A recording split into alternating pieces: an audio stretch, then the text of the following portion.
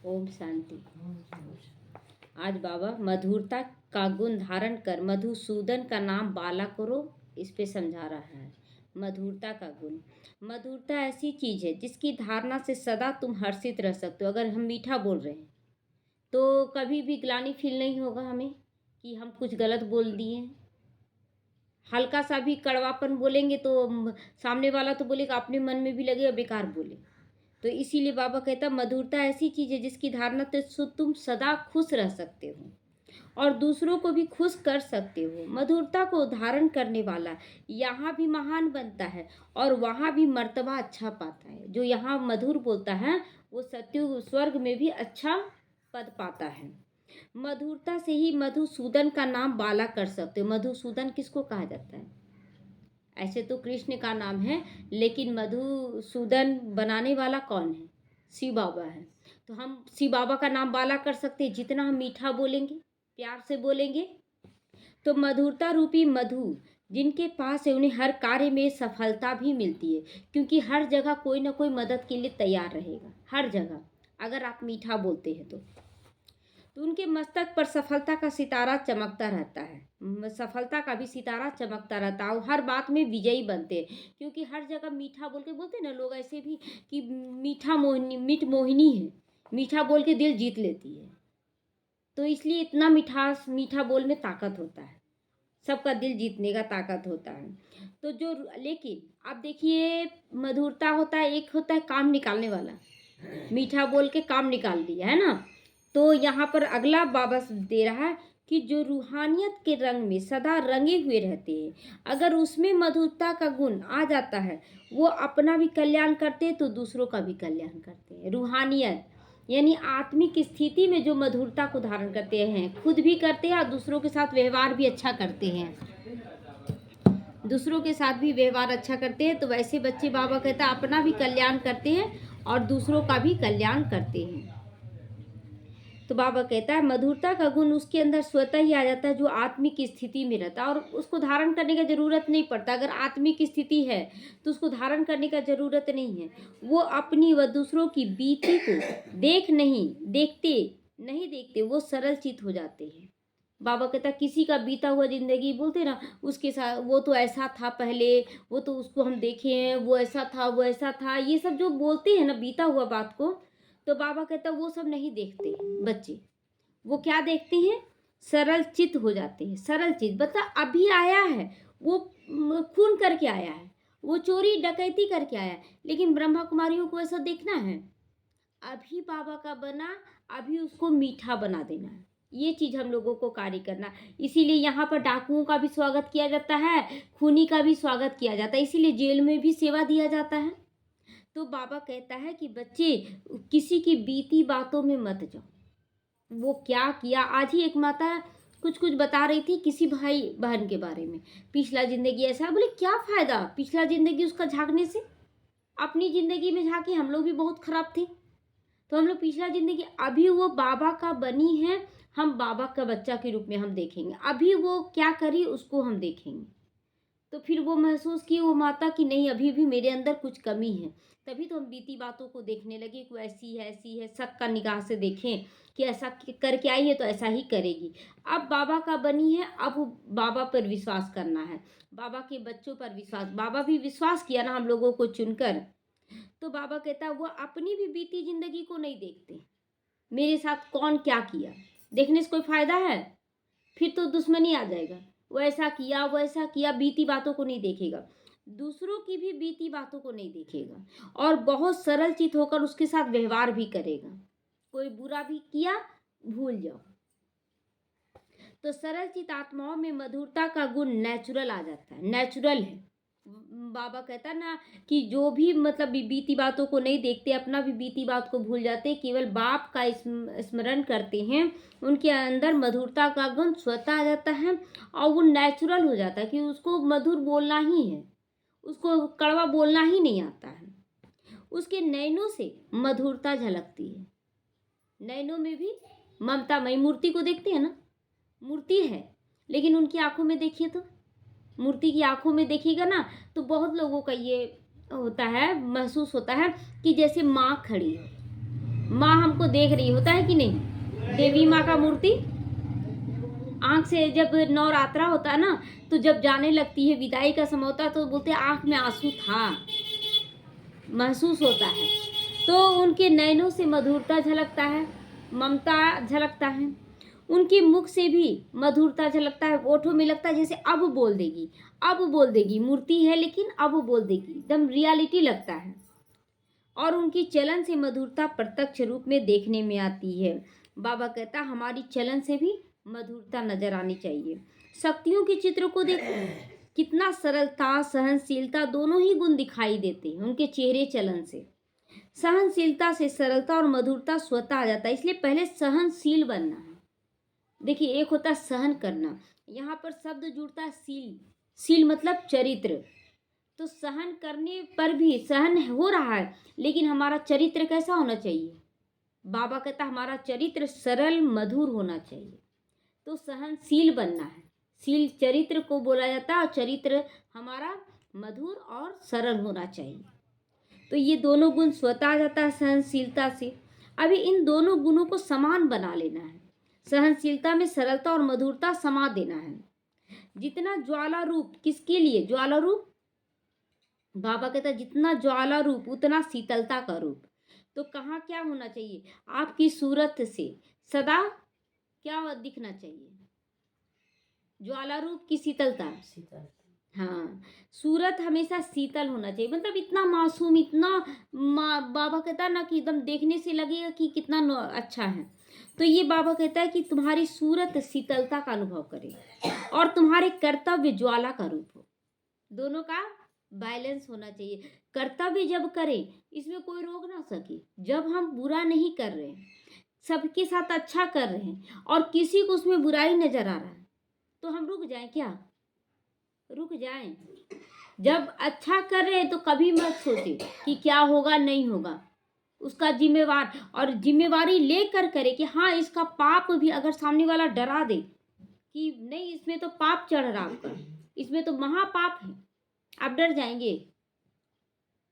डर जाएंगे, डरते हैं कि जब कोई कार्य करते हैं और कोई बोल देता नहीं ये काम मत करो, महापाप है, तो डर जाते हैं। सही में कुछ पाप हो गया तो अपने ऊपर विश्वास होना चाहिए कि हम गलत नहीं कर रहे हैं, किसी के दुख को खत्म करने की कोशिश करें, मेरी भावना सच्ची है, फिर हमको पाप कैसे चढ़ सकता है? कैसे चढ़ सकता है पाप? तो ये अपने ऊपर विश्वास होना चाहिए। तो कर्तव्य कैसा बन जाएगा? ज्वाला रूप, यानी कि हमको करना ही है, हम इसमें पीछे नहीं हट सकते हैं। और हमारा चेहरा क्या हो जाना चाहिए? शीतल होना चाहिए। कैसा शीतल? मतलब कोई अगर गलत भी बोल रहा है कि तुमको पाप चढ़ रहा, तुमको ऐसा हो रहा, तुम ऐसे हो वैसे हो, तो भी हम शीतल रहें। ये नहीं कि वो उत्तेजित हो जाए कि तुम्हारे साथ ऐसा होगा, तुम ऐसा हमको रोक रहा, टोक रहा, लड़ाई झगड़ा करने लगे। नहीं, सूरज से शीतलता, कर्तव्य में ज्वाला रूप। तो हमारी वृत्ति, वाणी, कर्म में सदा मधुरता का गुण स्वतः आ जाएगा। मधुरता का गुण स्वतः ही आ जाएगा। ईश्वरीय परिवार में आई हुई हर आत्मा में कोई ना कोई विशेषता अवश्य होती है। इसको मानकर चलो कि जिसको भगवान चुन लिया, जिन बच्चों को भगवान चुन लिया, उसके अंदर विशेषता है, ये हमें मानकर चलना है। तो इसीलिए हर एक का क्या रखना पड़ेगा? रिगार्ड रखना पड़ेगा। हर एक को मान सम्मान देना पड़ेगा। क्यों मान सम्मान? ये मान सम्मान किसी मनुष्य को हम नहीं दे रहे हैं, ये मान सम्मान हम बाबा को देते हैं। क्योंकि बाबा, जैसे घर में जैसे कोई बड़ी जेठानी है और छोटी देवरानी है, बड़ी जेठानी के बच्चों को हम लोग हिंदुओं में खासकर जेठानी के बच्चों को कैसे बात किया जाता है? तुम करके बात नहीं किया जाता है, आप करके बात किया जाता है ना। तो सम्मान बच्चों का दे रहे हैं कि बड़े के लिए दे रहे हैं? बड़ों के लिए दे रहे हैं ना, कि जेठानी का बच्चा, इसलिए हम आप कह रहे हैं। अगर उसी उम्र का दूसरा बच्चा रहेगा तो हम तुम कहेंगे, तुम कहेंगे। तो यहाँ पर भी बाबा कहता जो ईश्वर द्वारा चुनी गई आत्माएं हैं, उसके अंदर कोई ना कोई विशेषता है। तो हमें बाबा कहता है ईश्वरीय परिवार में भी आई हुई हर आत्मा को बाबा ने कोई ना कोई एक विशेषता को तो जरूर देखा है, तो वो चुन लिया। अब हमें बच्चों का मान किस लिए देना है? क्योंकि वो भगवान के चुने हुए बच्चे, इसीलिए हम लोगों को मान देना है।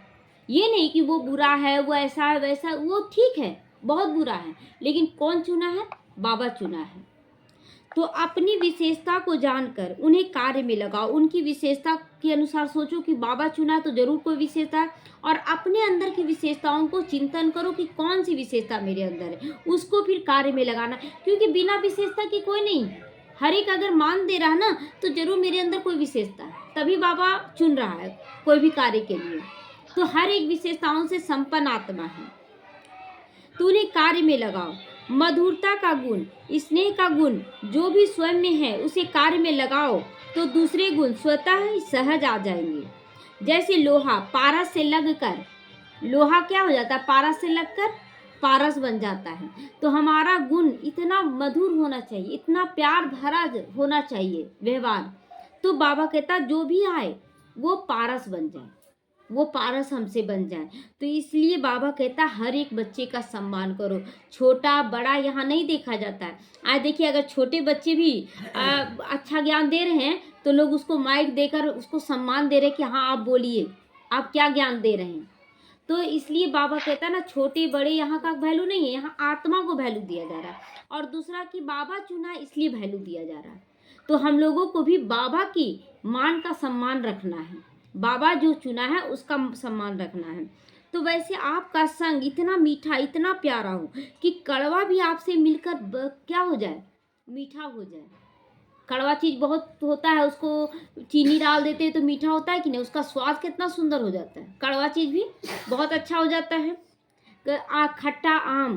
खट्टा आम अगर गुड़ में मिलाकर बनाते हैं कितना टेस्टी लगता है। तो उसी तरह बाबा कहता है कि तुम्हारे पास इतना मिठास हो कि वो खट्टा आए, तीखा आए, नमकीन आए, लेकिन आप उसको मीठा कर दो। और अभी ऐसा ऐसा खाना बन रहा ना जिसमें नमक भी डालते हैं, खट्टा भी डालते हैं, मीठा भी डालते हैं, तीखा भी डालते हैं, और टेस्टी कैसा बन जाता है।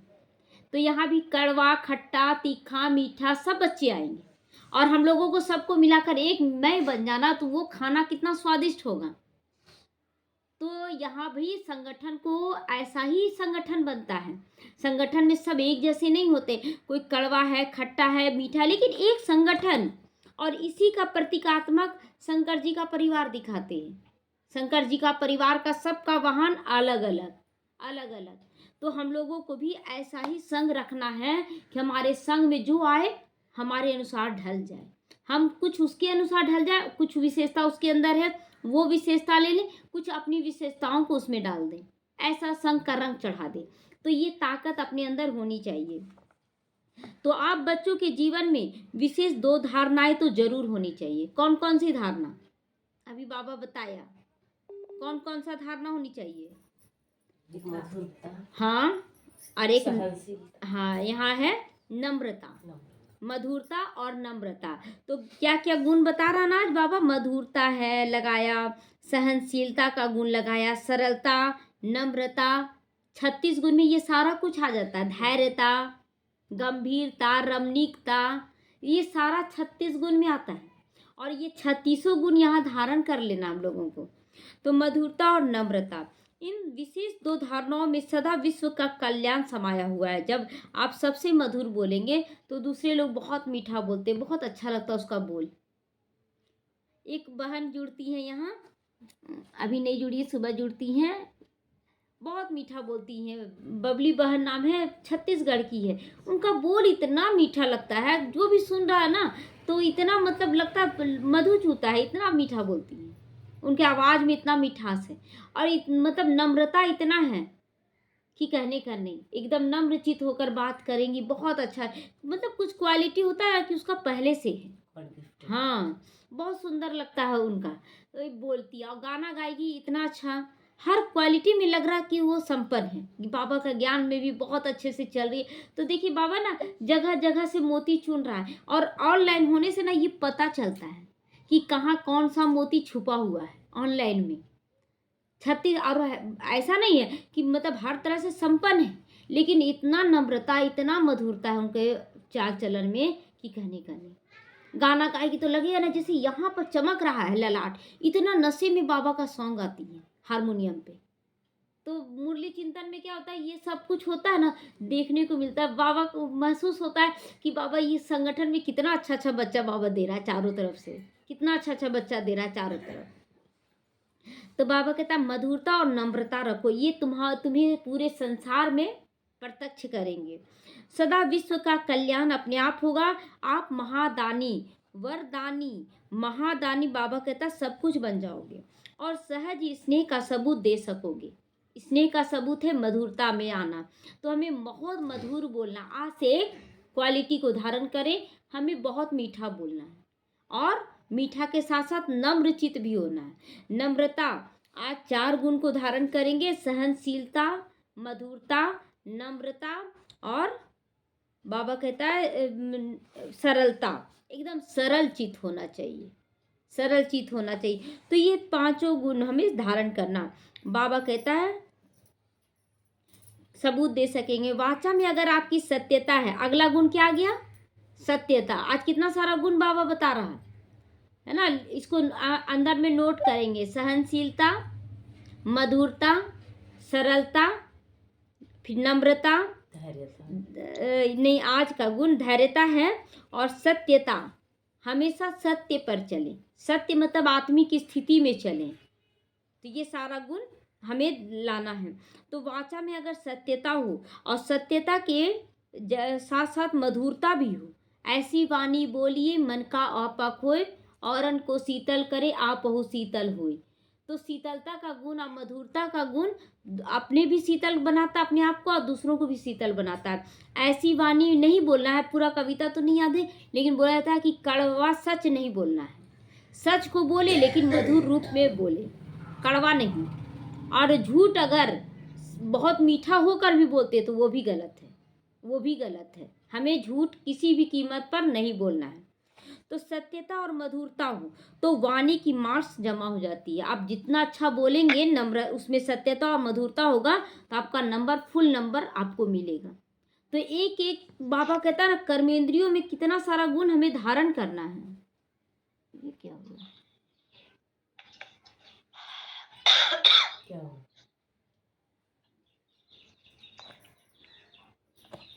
तो बाबा कहता है वाणी में भी ये नंबर ज्वाइन कर लेते हैं। तो आपके शब्दों में मधुरता हो लेकिन अंदर में समाई हुई अथॉरिटी भी हो। अब इतना नम्र ना हो जाए, मधुर बोलने के चक्कर में इतना भी मधुर ना बन जाए कि मतलब सामने वाला ढीला पड़ जाए, सामने वाला एकदम फीका पड़ जाए। ऐसा भी मधुर नहीं बोलना है। बाबा कहता ना अथॉरिटी के भी बोलो, बाबा का ज्ञान उसमें श्रीमत समाया हुआ हो, ऐसे बोलो, अथॉरिटी के बोल बोलना है। शब्द रहम दिल की भावना के हो लेकिन शब्दों में बाबा का श्रीमत पूरी तरह से समाया हुआ हो। श्रीमत को किनारा करके मधुर बोलना ये तो गलत है। हम जैसे कि किसी को मोहने का कोशिश करते हैं तो हर तरह से बोलते अरे ठीक है कर लोगे ना सब चीज़, और मतलब श्रीमत को किनारा कर देते हैं। वैसा नहीं, श्रीमत को लेकर उसके बाद मधुर बोलिए। आप जो बोलते हो वही स्वरूप में आपका हो। आपका स्वरूप कैसा हो? सत्यता का स्वरूप हो, आपका ओरिजिनल स्वरूप दर्शाए। नम्रता, स्नेह, मधुरता, सत्यता आदि गुण जब जीवन में धारण होंगे तब आप बाप को प्रत्यक्ष करने की सेवा कर सकेंगे।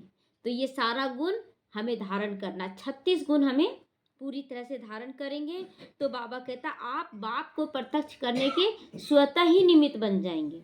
आपका चाल चलन व्यवहार ऐसा बन जाना चाहिए। अच्छा, ओम शांति।